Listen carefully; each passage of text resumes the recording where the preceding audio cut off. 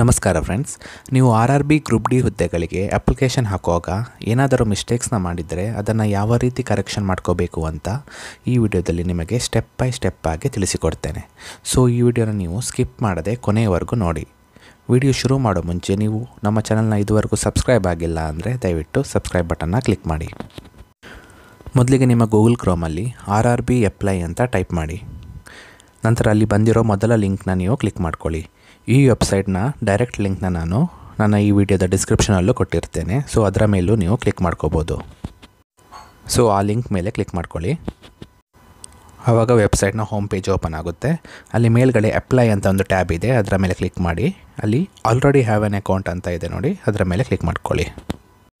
ಆವಾಗ ನಿಮಗೆ ಅಲ್ಲಿ ಎರಡು ಆಪ್ಷನ್ ಕಾಣುತ್ತೆ. ಒಂದು ಲಾಗಿನ್ ವಿತ್ ಆಧಾರ್ ಅಂತ ಇದೆ, ಎರಡನೇದು ಲಾಗಿನ್ ವಿತ್ RRB ಅಕೌಂಟ್ ಅಂತ ಇದೆ. ನೀವು ಆಧಾರ್ ನಂಬರ್ನ ಮೂಲಕನೂ ನೀವು ಲಾಗಿನ್ ಆಗ್ಬೋದು ಅಥವಾ RRB ಅಕೌಂಟ್ ಮೂಲಕ ಲಾಗಿನ್ ಆಗ್ಬೋದು. ನಾನು ಎರಡನೇ ಆಪ್ಷನ್ ಸೆಲೆಕ್ಟ್ ಮಾಡ್ತೇನೆ, ಲಾಗಿನ್ ವಿತ್ RRB ಅಕೌಂಟ್ ಅಂತ. ಇಲ್ಲಿ ನಿಮ್ಮ ಮೊಬೈಲ್ ನಂಬರ್ನ ಎಂಟರ್ ಮಾಡಿ. ನೀವು ಅಕೌಂಟ್ ಕ್ರಿಯೇಟ್ ಮಾಡುವಾಗ ಕೊಟ್ಟಿರೋ ನಿಮ್ಮ ಮೊಬೈಲ್ ನಂಬರ್ನ ಇಲ್ಲಿ ಎಂಟರ್ ಮಾಡಿ. ಹಾಗೆಯೇ ಕೆಳಗಡೆ ಅಲ್ಲಿ ನೀವು ಅಕೌಂಟ್ ಕ್ರಿಯೇಟ್ ಮಾಡುವಾಗ ಕೊಟ್ಟಿರೋ ಪಾಸ್ವರ್ಡ್ನ ಇಲ್ಲಿ ಎಂಟರ್ ಮಾಡ್ಕೊಳ್ಳಿ. ಒಂದು ವೇಳೆ ನಿಮಗೆ ಪಾಸ್ವರ್ಡ್ ನೆನಪಿಲ್ಲ ಅಂದರೆ ಕೆಳಗಡೆ ಫಾರ್ಗೆಟ್ ಪಾಸ್ವರ್ಡ್ ಅಂತ ಒಂದು ಆಪ್ಷನ್ ಇದೆ, ಅದರ ಮೇಲೆ ಕ್ಲಿಕ್ ಮಾಡಿಕೊಂಡು ಪಾಸ್ವರ್ಡ್ನ ರಿಕವರ್ ಮಾಡ್ಕೋಬೋದು. ಅಲ್ಲಿ I am not A robot ಅಂತ ಇದೆ ನೋಡಿ, ಅದರ ಮೇಲೆ ಕ್ಲಿಕ್ ಮಾಡ್ಕೊಳ್ಳಿ. ನಂತರ ಕೆಳಗಡೆ ಲಾಗಿನ್ ಮೇಲೆ ಕ್ಲಿಕ್ ಮಾಡಿ. ನೆಕ್ಸ್ಟ್ ಇಲ್ಲಿ ಒಂದು OTPನ ಜನ್ರೇಟ್ ಮಾಡಬೇಕಾಗುತ್ತೆ.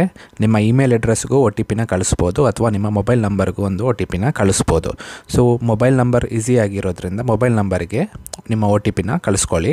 ಅಲ್ಲಿ ಸೆಂಡ್ OTP ಟು ಫೋನ್ ಅಂತ ಇದೆ ನೋಡಿ, ಅದರ ಮೇಲೆ ಕ್ಲಿಕ್ ಮಾಡಿ. ಆವಾಗ ಒಂದು OTP ನಿಮ್ಮ ಮೊಬೈಲ್ ನಂಬರಿಗೆ ಬರುತ್ತೆ. ಆ OTPನ ನೀವು ಇಲ್ಲಿ ಎಂಟರ್ ಮಾಡಿ. ನಂತರ ಕೆಳಗಡೆಯಲ್ಲಿ ಲಾಗಿನ್ ಬಟನ್ ಮೇಲೆ ಕ್ಲಿಕ್ ಮಾಡಿ. ಆವಾಗ ಮೇನ್ ಪೇಜ್ ಓಪನ್ ಆಗುತ್ತೆ. ಅಲ್ಲಿ ಮೇಲ್ಗಡೆ ಅಪ್ಲಿಕೇಶನ್ ಹಿಸ್ಟ್ರಿ ಅಂತ ಇದೆ ನೋಡಿ, ಅದರ ಮೇಲೆ ಕ್ಲಿಕ್ ಮಾಡಿ. ಆವಾಗ ನೀವು ಲಾಸ್ಟ್ ಟೈಮ್ ಹಾಕಿರೋ ಅಪ್ಲಿಕೇಶನ್ ಡೀಟೇಲ್ಸ್ ಇಲ್ಲಿ ಬರುತ್ತೆ.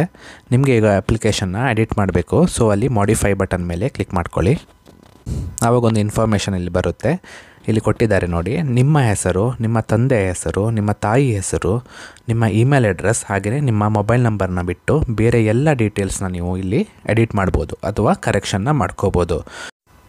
ನಂತರ ಅಲ್ಲಿ ಕೆಳಗಡೆ I understand and I agree ಅಂತ ಒಂದು ಟ್ಯಾಬ್ ಇದೆ, ಸೊ ಅದರ ಮೇಲೆ ಕ್ಲಿಕ್ ಮಾಡ್ಕೊಳ್ಳಿ. ಇಲ್ಲಿ ನೋಡಿ, ನಿಮ್ಮ ನ್ಯಾಷನಾಲಿಟಿ, ನಿಮ್ಮ ಡೇಟ್ ಆಫ್ ಬರ್ತ್, ನಿಮ್ಮ ಹೆಸರು, ನಿಮ್ಮ ತಂದೆಯ ಹೆಸರು, ನಿಮ್ಮ ತಾಯಿ ಹೆಸರು, ಹಾಗೆಯೇ ನಿಮ್ಮ ಜೆಂಡರ್, ನಿಮ್ಮ ಇಮೇಲ್ ಅಡ್ರೆಸ್, ನಿಮ್ಮ ಮೊಬೈಲ್ ನಂಬರ್, ಇಷ್ಟು ಡೀಟೇಲ್ಸ್ನ ನೀವು ಎಡಿಟ್ ಮಾಡೋಕ್ಕೆ ಆಗಲ್ಲ. ಅದನ್ನು ಬಿಟ್ಟು ಬೇರೆ ಎಲ್ಲ ಡೀಟೇಲ್ಸ್ನ ನೀವು ಕರೆಕ್ಷನ್ ಮಾಡ್ಕೋಬೋದು. ಅಲ್ಲಿ ಮೊದಲಿಗೆ ನಿಮ್ಮ ಮೆರಿಟಲ್ ಸ್ಟೇಟಸ್ ಅಂತ ಇದೆ ನೋಡಿ, ಅದನ್ನು ಕರೆಕ್ಷನ್ ಮಾಡ್ಕೋಬೋದು. ನಿಮ್ಮ ರಿಲಿಜನ್ನ ಕರೆಕ್ಷನ್ ಮಾಡ್ಕೋಬೋದು. ನಿಮ್ಮ ಮದರ್ ಟಂಗ್ನ ಕೊಡುವಾಗ ಏನಾದರೂ ಮಿಸ್ಟೇಕ್ಸ್ ಮಾಡಿದರೆ ನೀವು ಅದನ್ನು ಚೇಂಜ್ ಮಾಡ್ಕೋಬೋದು.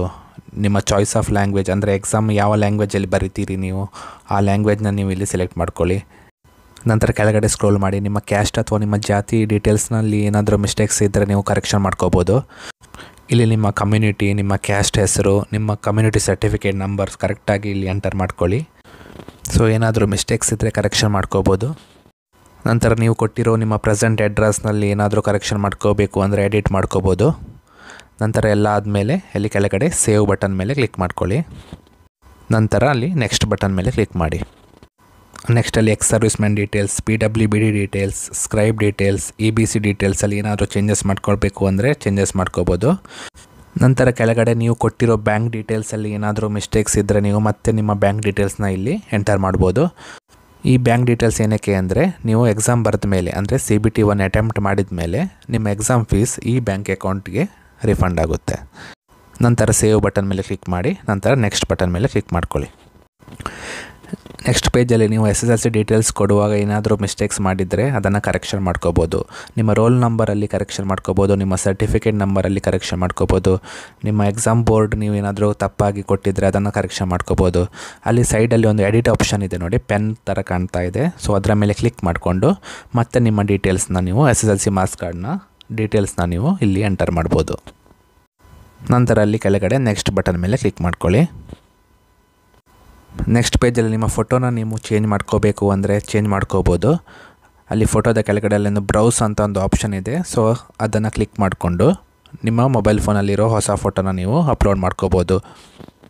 ಫೋಟೋನ ಅಪ್ಲೋಡ್ ಮಾಡುವಾಗ ನೀವು ಇತ್ತೀಚೆಗೆ ತೆಗೆದ ಫೋಟೋನೇ ಅಪ್ಲೋಡ್ ಮಾಡ್ಕೊಳ್ಳಿ. ತುಂಬ ಹಳೆಯ ಫೋಟೋನ ಅಪ್ಲೋಡ್ ಮಾಡಬೇಡಿ, ಯಾಕೆಂದರೆ ಡಾಕ್ಯುಮೆಂಟ್ ವೆರಿಫಿಕೇಷನ್ ಟೈಮಲ್ಲಿ ರಿಜೆಕ್ಟ್ ಆಗೋ ಚಾನ್ಸಸ್ ಇರುತ್ತೆ. ಇಲ್ಲಿ ಮೇಲ್ಗಡೆ ಕೊಟ್ಟಿದ್ದಾರೆ ಸ್ಯಾಂಪಲ್ ಆಫ್ ಫ್ಯೂ ರಿಜೆಕ್ಟೇಬಲ್ ಫೋಟೋಸ್ ಅಂತ, ಅದನ್ನು ನೋಡ್ಕೋಬೋದು ನೀವು. ಅದರ ಮೇಲೆ ಕ್ಲಿಕ್ ಮಾಡಿ. ಇಲ್ಲಿ ನೋಡಿ, ಇಲ್ಲಿ ಹೇರ್ಸ್ ನೋಡಿ, ಕಣ್ಣು ಮೇಲೆ ಬೀಳಬಾರ್ದು, ಕಣ್ಣು ಕ್ಲೋಸ್ ಆಗಿರಬಾರ್ದು, ಕ್ಯಾಪ್ ಹಾಕೋಬಾರ್ದು, ಗ್ಲಾಸ್ ಹಾಕೋಬಾರ್ದು. ಸೊ ಈ ರೀತಿ ಇರೋ ಫೋಟೋಸ್ ಎಲ್ಲ ರಿಜೆಕ್ಟ್ ಆಗುತ್ತೆ. ಸೊ ಏನು ಮಾಡಬೇಕು ಅಂದರೆ ನೀವು ವೈಟ್ ಬ್ಯಾಕ್ಗ್ರೌಂಡ್ ಇರೋ ಫೋಟೋನ, ಕ್ಲಿಯರ್ ಆಗಿರೋ ಫೋಟೋನ ನೀವು ಅಪ್ಲೋಡ್ ಮಾಡ್ಕೊಳ್ಳಿ. ನಂತರ ನೀವು ಸಿಗ್ನೇಚರ್ನ ಚೇಂಜ್ ಮಾಡ್ಕೋಬೇಕು ಅಂದರೆ ಅಲ್ಲಿ ಬ್ರೌಸ್ ಬಟನ್ ಮೇಲೆ ಕ್ಲಿಕ್ ಮಾಡಿಕೊಂಡು ಸಿಗ್ನೇಚರ್ನ ಚೇಂಜ್ ಮಾಡ್ಕೋಬೋದು. ನಂತರ ಅಲ್ಲಿ ಕೆಳಗಡೆ ಸೇವ್ ಅಂತ ಬಟನ್ ಇದೆ, ಅದನ್ನು ಕ್ಲಿಕ್ ಮಾಡಿ ನಂತರ ನೆಕ್ಸ್ಟ್ ಬಟನ್ ಮೇಲೆ ಕ್ಲಿಕ್ ಮಾಡ್ಕೊಳ್ಳಿ. ನಂತರ ನೀವು ಪೋಸ್ಟ್ ಪ್ರಿಫರೆನ್ಸ್ ಕೊಡುವಾಗ ಏನಾದರೂ ಮಿಸ್ಟೇಕ್ಸ್ನ ಮಾಡಿದರೆ ಅದನ್ನು ಕೂಡ ಚೇಂಜ್ ಮಾಡ್ಕೋಬೋದು. ಅಲ್ಲಿ ರೈಟ್ ಸೈಡಲ್ಲಿ ಕ್ರಾಸ್ ಮಾರ್ಕ್ನ ಕೊಟ್ಟಿದ್ದಾರೆ, ಅದರ ಮೇಲೆ ಕ್ಲಿಕ್ ಮಾಡಿಕೊಂಡು ಒಂದೊಂದಾಗಿ ಎಲ್ಲನೂ ನೀವು ಕ್ಯಾನ್ಸಲ್ ಮಾಡ್ಕೊಳ್ಳಿ. ಎಲ್ಲ ಆಪ್ಷನ್ನ ನೀವು ಕ್ಯಾನ್ಸಲ್ ಮಾಡಿಕೊಂಡಾಗ ಅಲ್ಲಿ ಲೆಫ್ಟ್ ಸೈಡಲ್ಲಿ ಮತ್ತೆ ಎಲ್ಲ ಆಪ್ಷನ್ ನಿಮಗೆ ಅವೈಲೇಬಲ್ ಆಗುತ್ತೆ. ಮತ್ತು ನೀವು ನಿಮಗೆ ಬೇಕಾಗಿರೋ ಪೋಸ್ಟ್ನ ನೀವು ಸೆಲೆಕ್ಟ್ ಮಾಡ್ಕೋಬೋದು. ಅಲ್ಲಿ ರೈಟ್ ಸೈಡಲ್ಲಿ ಪ್ಲಸ್ ಮಾರ್ಕ್ ಇದೆ ನೋಡಿ, ಅದನ್ನು ಕ್ಲಿಕ್ ಮಾಡಿಕೊಂಡು ಒಂದೊಂದಾಗಿ ನಿಮಗೆ ಬೇಕಾಗಿರೋ ಪೋಸ್ಟ್ನ ನೀವು ಸೆಲೆಕ್ಟ್ ಮಾಡ್ಕೋಬೋದು.